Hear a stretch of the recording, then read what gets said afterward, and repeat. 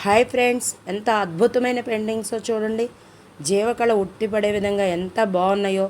ఆ మునీశ్వరులు, ఆ తపస్సు, బ్యాక్ బ్యాక్ సైడ్ ఉన్న గ్రీనరీ, చక్కగా వాటరు ఎంత బాగున్నాయో చూడండి. ఇవి వేదవ్యాస మహర్షి టెంపుల్లో ఉన్న పెయింటింగ్స్ అండి.